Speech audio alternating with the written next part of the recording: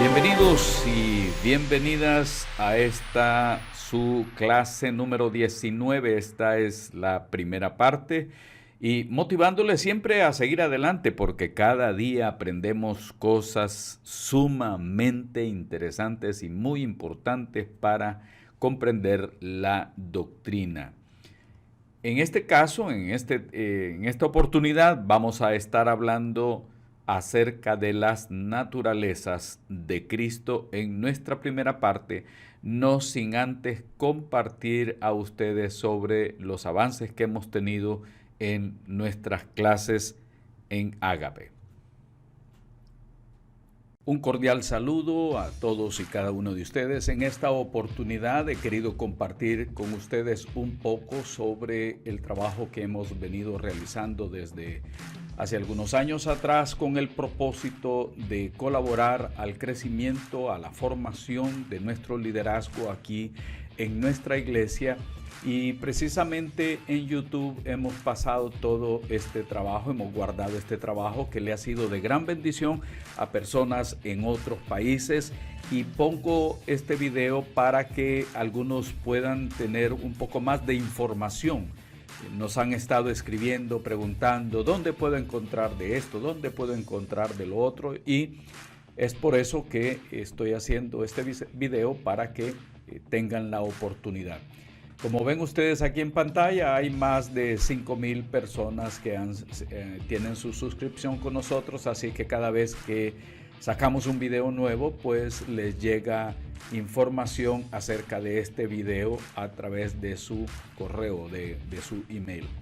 Tenemos entonces algunos cursos aquí que les estoy señalando, como el de Cristología, el cual para todas aquellas personas que están en este momento, ya vamos por la clase número 19, aquellas personas que están recibiendo teología sistemática, estamos tocando un poquito acerca de Cristo. Les recomiendo que puedan entrar aquí y darle clic acá para ver desde los inicios este curso, y donde compartimos sobre lo que es Cristología del Antiguo Testamento, en vista desde el Antiguo Testamento, Cristología de atrás, acerca de la encarnación, acerca de algunas herejías que se han dicho a través de la historia, a través del tiempo, diferentes temas que no dudo les serán también de gran bendición, y eso encierra estos temas de Cristología. Como les repito, lo dimos hace algunos años atrás. El curso de células en los hogares, nos han preguntado dónde encontrar, pues les digo que si ustedes entran a esta sección donde dice listas de reproducción, aquí podrán encontrar ustedes todos estos cursos, podrán darle clic y comenzar desde sus inicios de cada curso, la clase 1, clase 2, y así van a ir encontrando los fundamentos de las células en los hogares, lo que se espera del liderazgo y todo esto para atender una célula. Y poco a poco van a ir viendo todas estas clases. Todos, por supuesto, han sido por este servidor, y doy gracias al Señor y a la comunidad cristiana Ágape que nos ha permitido o nos han ayudado para continuar adelante con este proyecto de capacitación, no solamente para los hermanos de la iglesia, sino también para los de afuera de la iglesia. Tenemos aquí dos secciones. Esta tiene lo que es comentarios del Evangelio de Juan, cuando estuvimos en una de las principales radioemisoras de aquí de la ciudad de Miami, y también en lo que es el libro de los Hechos tenemos algunos comentarios, más o menos unos 12. Hay muchísimos más que en su oportunidad vamos a estar subiendo. También el de comunicaciones, como les mencioné, pero en esta sección donde están las clases para las células, ya no es un curso de capacitación, es material para ser usado en las células. Ustedes pueden darle clic acá y entrar a estos materiales acerca de las diferentes enseñanzas sobre nuestro Señor en el Sermón del Monte, algunas cosas que se fueron compartiendo, se fueron dando también de las enseñanzas, y por eso las bienaventuranzas y todo eso, por eso hablamos de por los pasos del Maestro. Así es que les invito a que se suscriban los que no se han suscrito, y quiero decirles que aquí cuentan con todo este material que, como ustedes lo saben, es completamente gratuito. Incluso acá en la iglesia pedimos que no se cobren a nadie por capacitarlo. Así es que procure capacitarse cada vez más para un mejor servicio para la gloria de Dios. Ahora continuamos con lo que son las otras clases que estamos preparando y espero que el Señor les bendiga rica y grandemente y gracias por acompañarnos. Y en esta oportunidad vamos a entrar ya a hablar un poquito sobre las naturalezas de Cristo, pero siempre dejando saber que esta es la primera parte. La próxima semana, si Dios lo permite, estaremos compartiendo ya la segunda parte. Eso sí, vamos a estar hablando también sobre no solamente sobre lo que son las naturalezas de Cristo, sino a tocar un poquito sobre lo que son los concilios ecuménicos y a explicar algunos conceptos. Dentro de estos conceptos, quizás esta palabra para algunos de ustedes sea nueva, es la unión hipostática, que es un término técnico que designa la unión de las dos naturalezas, divina y humana, que en la teología cristiana se atribuyen a la persona de Jesús. De esta manera, Cristo es Dios en la carne. Juan 1:1 y Juan 1:14, el Evangelio. Colosenses 2:9, para aquellas personas que van anotando las citas. Juan 8:58, Juan 10 del 30 al 34 y Hebreos 1:8. Ahí van a ver ustedes el énfasis que se hace en que Cristo es Dios en la carne. Esto es interesante porque esta clase precisamente nos va a ayudar mucho, ya que en la calle nos podemos encontrar con mucha gente de otras organizaciones religiosas, especialmente gente que pertenecen a los grupos de los Testigos de Jehová, que tienen su propia Biblia y que han hecho sus propias traducciones, la traducción del Nuevo Mundo, donde hay una serie de conceptos que han sido tergiversados, o la traducción misma. Vemos que Cristo es Dios en la carne y es plenamente Dios y plenamente hombre. Jesucristo es plenamente Dios y plenamente hombre. Así tiene dos naturalezas, lo que es la naturaleza de Dios y la naturaleza humana. Así es que no es mitad Dios ni mitad hombre. Ese concepto es un concepto erróneo. Ahora bien, vamos a ver lo que significa entonces esa unión entre el Verbo de Dios y la naturaleza humana en la única persona del Hijo de Dios. El calificativo de hipostática que se da a la unión en Jesús de Nazaret de la naturaleza humana y la divina alude al hecho de que como se trata de una unión según la hipóstasis, persona del Verbo o Hijo de Dios, vale decir, si bien tanto la naturaleza divina como la humana mantienen todos los atributos que le son propios, de modo, por ejemplo, que se puede decir que en Jesús de Nazaret se dan dos voluntades, dos entendimientos y dos naturalezas, todas a la vez divinas y humanas, y forman con un todo o con todo una sola persona, un único centro de imputación de conducta, y esta persona corresponden al Verbo de Dios encarnado. Y esa fue toda una lucha que se dio dentro de la dogmática de Calcedonia. Vamos a ver qué significa eso de Calcedonia en este caso. Cuando hablamos de Calcedonia nos recordamos del concilio ecuménico. Y un concilio ecuménico es una asamblea celebrada por la Iglesia Católica Romana con carácter general a la que le son convocados todos los obispos para reconocer la verdad en materia de doctrina. Por eso vemos nosotros acá, en este caso, el Papa con todo lo que son los obispos tratando de entender, discutir y llegar a acuerdos con relación a aspectos doctrinales. El término concilio proviene del latín concilium, que significa asamblea, Y ecuménico viene del griego oye ecumenen, que significa el mundo habitado o toda la tierra. Por eso se hacían estos concilios ecuménicos, tanto como para defender la verdad, como para dar explicaciones de sus creencias. Y en este caso, dentro de los concilios ecuménicos estaba el concilio de Calcedonia, que encontramos acá, desde los tiempos primitivos y más particularmente desde el concilio de Calcedonia. Tratemos de recordar ese nombre, Concilio de Calcedonia, que tuvo lugar entre el 8 de octubre y el 1 de noviembre del 451.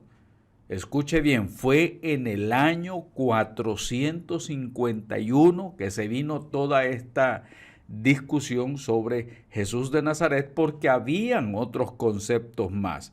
Habían opositores a la doctrina de dos naturalezas en Cristo. Algunos decían que solamente era hombre, otros decían algunas herejías que se decía era una apariencia, y toda esa situación que surgieron falsas doctrinas, doctrinas erróneas, y el Concilio de Calcedonia, aunque no resolvió propiamente el problema que presentaba una persona que a la vez era humana y divina, sino solo trató de hacer a un lado las soluciones que se habían ofrecido y que eran claramente reconocidas como erróneas.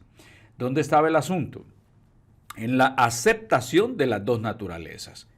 ¿Era Jesús solamente humano o era también humano y divino? Ahí venía la situación. Entonces, la iglesia aceptó la doctrina de las dos naturalezas en una persona, no porque entendiera por completo el misterio, sino porque vio en ello un misterio revelado por la palabra de Dios. Fue y permaneció desde entonces para la iglesia como un artículo de fe que está más allá de la comprensión humana. Esto está completamente fuera de todo lo que es la comprensión humana, si una persona puede ser humana y divina. Y de ahí pues los detractores, los opositores, todas aquellas personas que no aceptaban y que todavía doctrinas como la de los testigos de Jehová no aceptan este aspecto divino en Jesús de Nazaret. Tratan por todos los medios de atacar esa postura. Pero no solamente ellos. Muchísimo tiempo atrás estaban ya los ataques racionalistas sobre la doctrina. Estos no escasearon. La iglesia, a pesar de todos los ataques que seguía recibiendo de parte del racionalismo, de los movimientos racionalistas, la iglesia seguía firme en su confesión de esta verdad, a pesar del hecho de que una y otra vez se declaraba que era contrario a la razón. Y muchos pues surgieron y dijeron, no, yo no acepto, que me lo demuestren, eso es indemostrable, eso no se puede aceptar, Jesús solamente fue un hombre. Y ahí se daban los grandes debates, especialmente en lo que nosotros llamamos la época de la razón. Cuando vino la época de la razón, se declaró por ser indigno del hombre aceptar sobre la base de la autoridad de la Biblia.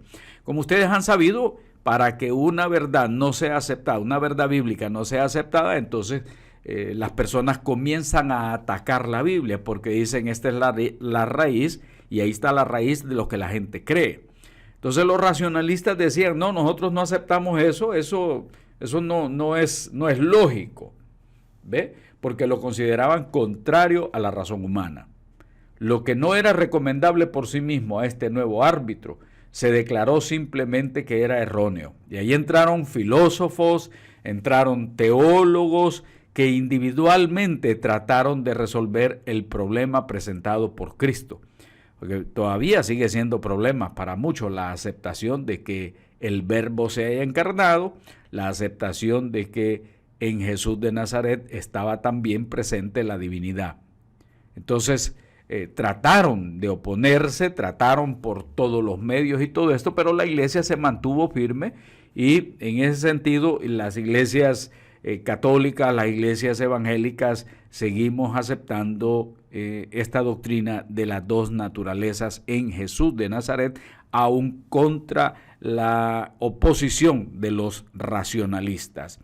Para aquellos que les gusta la historia y les gusta entender todo esto, pues entonces tendrían que entrar un poquito sobre a la época de la razón. Así se le llamaba, porque surgieron muchísimos racionalistas. En este caso, también esto llegó hasta los seminarios, llegó a las iglesias, y muchos de ellos se levantaron teólogos que también expusieron sus pensamientos. Y en esto es interesante porque no pudieron levantarse hasta el reconocimiento de Él como su Señor y Dios.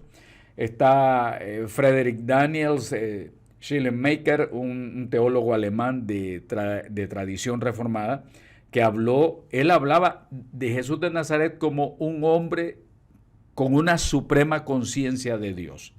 Este era lo que él decía. Schleiermacher decía que Jesús de Nazaret era un hombre con conciencia de Dios, y se quedó nada más ahí, en esa declaración. Habían otros, como Ritchie, que también decían que Jesús de Nazaret era un hombre que tuvo el valor de un Dios. Y Wendt también, que decía que Jesús de Nazaret era un hombre que permanecía en una íntima y continua comunión de amor con Dios. Y aparecieron otros todavía más que hablaban de que Jesús de Nazaret era un hombre lleno de Dios, nada más, o de un hombre con una irrupción de lo divino en la subconsciencia, pero que Cristo era, es y sigue siendo, decían ellos, meramente un hombre. Y había que estudiar a Jesús de Nazaret nada más, en este caso, que como hombre. Y ahí surgieron diferentes escuelas de pensamiento. Vemos también otros escritores, otros teólogos que surgieron exponiendo sus pensamientos. En la actualidad, la escuela ancha, representada por Harnack, que vemos nosotros acá, donde se hablaba también de la escuela escatológica, y la más reciente, las religiones comparadas, encabezadas por estos otros dos. Para ellos, todos concuerdan en despojar a Cristo de su verdadera deidad y reducirlo simplemente a dimensiones humanas. Para todos estos y para los anteriores, Jesús nada más era un hombre, y había que verlo desde esa perspectiva. Para el primero, que está acá, Harnack, el Señor es únicamente era un hombre de un gran carácter ético. Eso era lo que decía. Otro, como Schweitzer, decía que Jesús era nada más como un vidente apocalíptico. Y este otro decía que Jesús era un dirigente sin igual, exaltado hacia su propio destino. Son opiniones que ellos daban, un dirigente sin igual hacia un exaltado destino. También encontramos el retorno. Hubo algunos que decidieron, no, nos hemos alejado de donde está la situación, y consideraron al Cristo de la Iglesia como creación del helenismo o del judaísmo. Ese fue el problema. O de los dos combinados. Decían y consideraban al Cristo de la Iglesia como creación del helenismo o del judaísmo, o de los dos combinados. No obstante, en la actualidad, toda la epistemología, la ciencia del conocimiento de los siglos anteriores está en discusión, y la suficiencia de la razón humana para la interpretación de la verdad última se encuentra seriamente controvertida. Hay un nuevo énfasis sobre la revelación. Teólogos muy influyentes como Karl Barth, que tenemos acá, y otros como Emil Brunner, titubeaban en en confesar una vez más la fe en la doctrina de las dos naturalezas, titubearon un poco. Resulta de mayor importancia sostener esta doctrina tal como fue formulada por el Concilio de Calcedonia y como está contenida en nuestros símbolos confesionales. Así que estos dos trataron de regresar un poco a la situación que estaba anunciada ya en Calcedonia. Pero la Biblia habla de la deidad de Cristo. En vista de la extendida negación de la deidad de Cristo, resulta de lo más importante estar perfectamente informados de la prueba bíblica hacia ella. La prueba es tan abundante que nadie que acepta la Biblia como la palabra infalible de Dios puede albergar dudas sobre alguna sobre este punto. Así que estamos hablando, Jesús de Nazaret era Dios y era hombre, aunque esto les moleste a muchas organizaciones que se dicen ser organizaciones de la fe en Dios y en Cristo. Entonces vamos a ver algunos ejemplos sobre esta situación. Por ejemplo, el Salmo 2, del 6 al 9, porque vamos a estar viendo los pasajes bíblicos que nos van a ayudar a entender que Jesús estaba anunciado como el Hijo de Dios, como alguien con naturaleza divina, pero que también iba a ser un hombre. El Salmo 2, del 6 al 9 dice, los amenaza diciendo, ya elegí al rey que gobernará desde el monte Sión, que es mi montaña santa.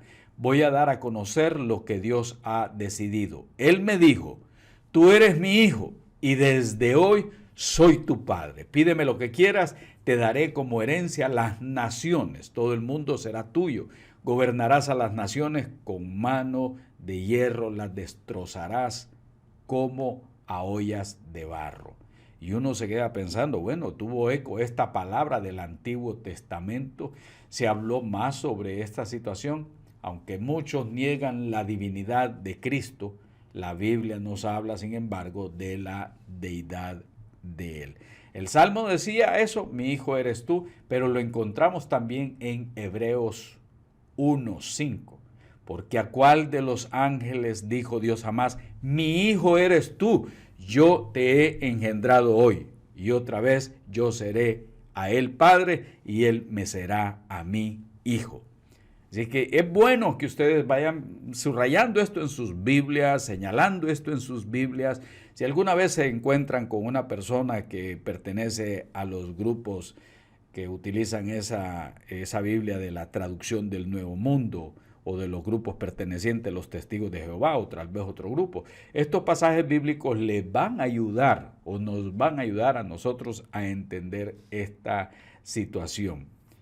También encontramos en el Salmo 45, donde vamos a ver del 6 al 7, y es bueno que comparemos también. Vamos a poner este a un lado y ponen la otra referencia al otro lado. ¿Cómo así? Vamos a verlo. Salmo 45, 6 al 7 dice, tu trono, oh Dios, es eterno y para siempre. Cetro de justicia es el cetro de tu reino. Observe, está en amarillo ahí, lo que está en amarillo ahí. Tu trono, oh Dios, es eterno y para siempre. Cetro de justicia es el centro de tu reino. Pero ¿qué dice entonces en este caso Hebreos 1, del 8 al 9? Dice exactamente las mismas palabras. Mas del Hijo dice, tu trono, oh Dios, por el siglo de los siglos, cetro de equidad es el cetro de tu reino. Mas del Hijo dice, ya el escritor de Hebreos viene diciendo que lo que se había mencionado en el Salmo anteriormente se estaba refiriendo directamente de Jesucristo.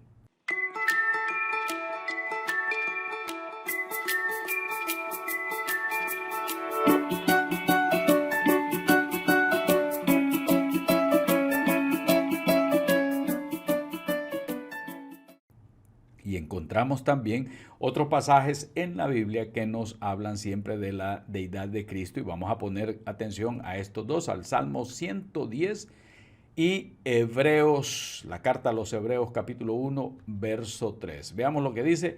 El Salmo 110 dice en la Biblia textual, oráculo de Yahweh a mi Señor. Siéntate a mi diestra hasta que ponga a tus enemigos por estrado de tus pies. Ya en Hebreos, en la Reina Valera de los 60, dice, el cual siendo el resplandor de su gloria y la imagen misma de su sustancia, y quien sustenta todas las cosas con la palabra de su poder, habiendo efectuado la purificación de nuestros pecados por medio de sí mismo, se sentó a la diestra de la majestad en las alturas. Siendo el resplandor de su gloria y la imagen misma de su sustancia. Ambos pasajes nos ayudan a comprender acerca de la divinidad de Jesús de Nazaret. Y también en Isaías 9:6 y Jeremías 23:6 nos dan también a entender esto. Dice, porque un niño nos es nacido, hijo nos es dado, el dominio estará sobre su hombro y se llamará su nombre admirable, consejero, Dios fuerte, Padre eterno, príncipe de paz. ¿De quién está hablando? De Jesús. En este caso, Jesús lleva en su nombre, dice, admirable consejero, Dios fuerte. Esa parte tampoco puede ser eliminada por ninguna organización que esté negando la divinidad de Jesús de Nazaret. Y en Jeremías 23:6 dice, en sus días será salvo Judá e Israel, habitará confiado y se apellidará con este nombre, Yahweh Sidkenu. Esto significa justicia nuestra. Veamos qué dice entonces en Daniel 7:13, que nos dice la escritura en Miqueas 5:2. Daniel 7:13 dice en la Biblia textual, proseguí mirando en las visiones nocturnas y he aquí con las nubes de los cielos venía uno como hijo de hombre y llegó hasta el anciano de días y lo hicieron acercarse ante él.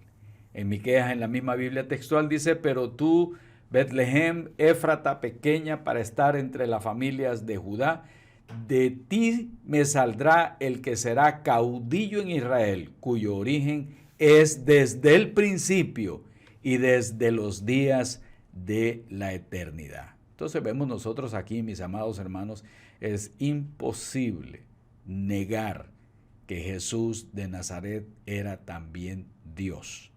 Estos pasajes nos ayudan a entenderlo. Venía con las nubes de los cielos, venía como hijo de hombre. Y aquí dice que era desde el principio y desde los días de la eternidad su origen.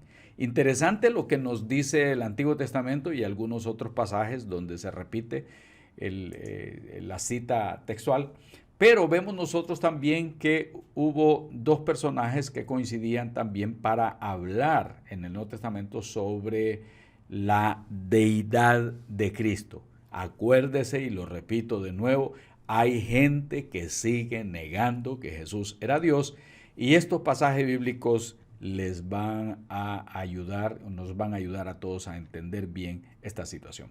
Por ejemplo, Juan 1, del 1 al 3 dice, en el principio era el verbo y el verbo era con Dios y el verbo era Dios. Algunas Biblias han cambiado esta parte, pero aquí nos dice en el original y en esta traducción, y el verbo era Dios. Este era en el principio con Dios, todas las cosas por Él fueron hechas y sin Él nada de lo que ha sido hecho fue hecho. Juan 1:14 dice, y aquel verbo fue hecho carne y habitó entre nosotros y vimos su gloria, gloria como del unigénito del Padre, lleno de gracia y de verdad. ¿Qué más querrán estas personas que niegan la divinidad de Jesús cuando los escritores bíblicos, en este caso Juan, está dándonos a entender acerca de la divinidad del Hijo? Y Juan 1:18 dice, a Dios nadie le vio jamás, el unigénito Hijo que está en el seno del Padre, Él le ha dado a conocer. No puede ser simplemente un hombre común y corriente. Estamos hablando del Hijo de Dios, aquel que tiene la divinidad en Él. Jesús de Nazaret fue el verbo hecho carne, divino y humano. Y no solamente dice eso en esos pasajes, Juan 3:16 también nos habla y dice que ha dado a su Hijo unigénito. Ya ustedes conocen todo el pasaje de tal manera Dios amó Dios al mundo que ha dado a su Hijo unigénito. Y esta palabra, hijo unigénito, solamente es aplicada a Jesús de Nazaret. Y también dice, porque no envió Dios a su Hijo al mundo. Otra vez habla de su Hijo. Y más abajo dice, porque no ha creído en el nombre del unigénito Hijo de Dios. Esos son los que ya quedan afuera, aquellos que se oponen. ¿Ve? La misma Escritura nos está hablando en este pasaje de Juan. Para Juan está claramente expuesto de que Jesús de Nazaret es el Hijo de Dios. Luego también, ahora vamos a ver qué pasó en este caso con Pablo. En Romanos 1:7, Pablo menciona claramente acerca de que Dios, en el saludo dice, de Dios nuestro Padre y de nuestro Señor Jesucristo. Está colocando al mismo nivel ahí como deidad a Jesús. Y en Romanos 9:5 habla de que vino Cristo, el cual es Dios sobre todas las cosas. Este pasaje todavía muchos de otras organizaciones que se oponen a la divinidad de Jesús no pueden explicar este pasaje. Por eso sería bueno que usted lo vea en este momento, le dé una repasadita y se dé cuenta cuando habla de que Cristo, el cual es Dios sobre todas las cosas. Y no solamente eso, cuando Pablo estaba hablando de que manera que ya no vivo yo, sino vive Cristo, y lo que vivo, dice, lo vivo en la fe del Hijo de Dios. Este es el concepto que tiene en Gálatas, lo vivo en la fe del Hijo de Dios. Y en Filipenses, dentro del pasaje de Filipenses hemos tratado de subrayar, donde dice el cual, siendo en forma de Dios, no estimó el ser igual a Dios como cosa a que aferrarse. Este pasaje es también revelador. Debemos de señalarlo en nuestras Biblias cuando nos corresponda hablar con una persona que se opone a la divinidad del Señor y podamos nosotros hacer mención de ellos. Y uno de los que muchas de esas personas no pueden explicar es lo que dice Colosenses 2:9. Este punto hay que tenerlo en mente. Colosenses 2:9. Porque en Él, está hablando de Jesús, porque en Él habita corporalmente toda la plenitud de la deidad. Este pasaje es completamente revelador, es revelador cuando nos dice que en Jesús habita corporalmente, no parte la plenitud de la deidad, sino que dice toda la plenitud de la deidad. En la traducción del Nuevo Mundo dice, en el caso de los testigos de Jehová, dice, porque en él mora corporalmente toda la plenitud de la cualidad divina. O sea que hay una cualidad divina en la que mora en Jesús para los testigos, pero esa es una traducción completamente errada. Todas las traducciones coinciden que en Jesús de Nazaret habita corporalmente toda la plenitud de la verdad. Así es que en la traducción del Nuevo Mundo, que está heréticamente traducida, ellos dicen ahí, dice, realmente se reconoce que el secreto sagrado de esta devoción piadosa es grande. Él fue puesto de manifiesto en carne, fue declarado justo en espíritu, se apareció a los ángeles, fue predicado en las naciones, fue creído en el mundo, fue recibido arriba en gloria. ¿Qué traducción es esa? Cuando nos está hablando de 1 Timoteo 3, 16. ¿Qué traducción sería entonces esa? Cuando originalmente 1 Timoteo 3, 16 lo declara así, e indiscutiblemente grande es el misterio de la piedad. Dios fue manifestado en carne. Lo he subrayado para que nos quede bien claro esto de 1 Timoteo 3:16.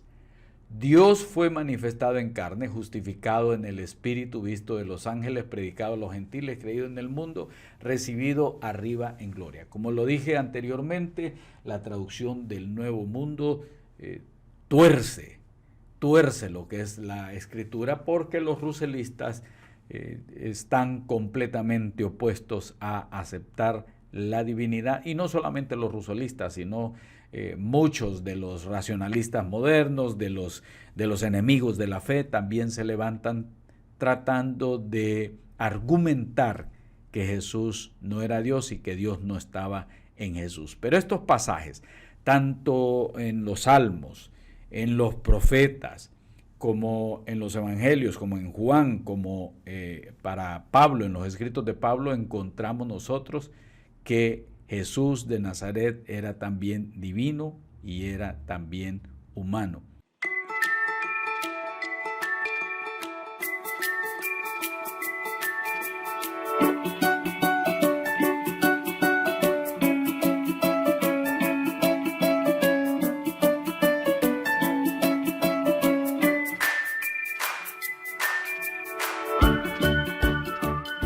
aunque ha habido toda una lucha por la negación.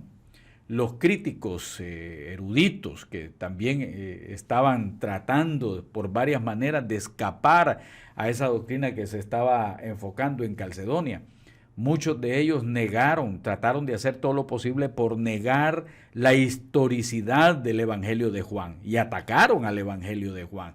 Y esto aquí, esto allá, falla aquí, falla allá, porque todos esos aspectos que señalaba la Escritura en Juan acerca de la divinidad de Jesús, ellos trataron por todos los medios de descalificar el Evangelio de Juan.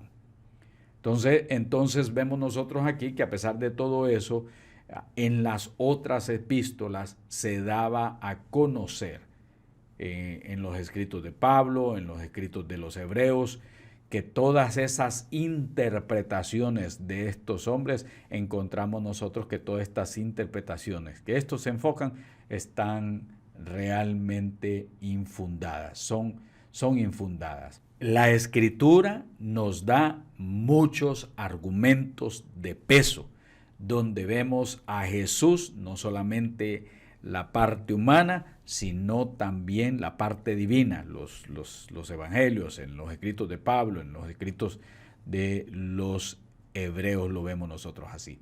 Ahora, si quisiéramos agregarle a esto, acerca de dónde más podemos encontrar el testimonio de que Jesús era hombre y era Dios, pues lógicamente en los evangelios sinópticos.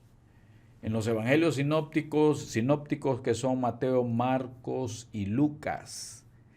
Estos evangelios sostienen y nos proporcionan conceptos y el verdadero retrato de Cristo. Ellos dicen y dibujan a Jesús no solamente como ser humano, sino desde la perspectiva histórica, sino también como lo encontramos en una evidencia perfecta de que el Cristo de los sinópticos es también verdaderamente divino. No solo un Jesús humano, sino ese Cristo divino que los mismos evangelios nos dan a conocer al igual que Juan. Sobresale como una persona por completo sobrenatural, hijo del hombre e hijo de Dios. Su carácter y obras justifican lo que dice ser. Así es que Mateo 9:6, por ejemplo, dice: puesto para que sepáis que el Hijo del Hombre, ese concepto que ya lo hemos explicado, tiene potestad en la tierra para perdonar pecados, dice al paralítico: levanta tu cama y anda. La pregunta siempre ha sido esa: ¿quién tiene potestad de perdonar los pecados y no solo Dios? Jesús lo hizo. ¿Por qué? Porque es Dios con nosotros. Mateo 14:33 dice: entonces los que estaban en la barca vinieron y le adoraron diciendo: verdaderamente eres Hijo de Dios. Y no solamente en estos, sino en Mateo 16, del 16 al 17. Respondiendo Simón Pedro dijo: tú eres el Cristo, tú eres el Mesías, el Hijo del Dios viviente. Y en Mateo 25:31 dice: cuando el Hijo del Hombre venga en su gloria y todos los ángeles con él, entonces se sentará en su trono de gloria. Hijo de Dios, del Dios Altísimo. La parte divina lo reflejan los evangelios sinópticos. Vemos también en Mateo 28:18 y dice: y Jesús se acercó y les habló diciendo: toda potestad me es dada en el cielo y en la tierra. ¿Cómo osan los eruditos esos y teólogos negar la divinidad del Mesías, la divinidad de Jesús de Nazaret, cuando la Escritura nos da cantidades grandes de revelación que era hombre y al mismo tiempo era Dios? Marcos 8:38: porque el que se avergonzare de mí y de mis palabras en esta generación adúltera y pecadora, el Hijo del Hombre se avergonzará también de él cuando venga en la gloria de su Padre con los santos ángeles.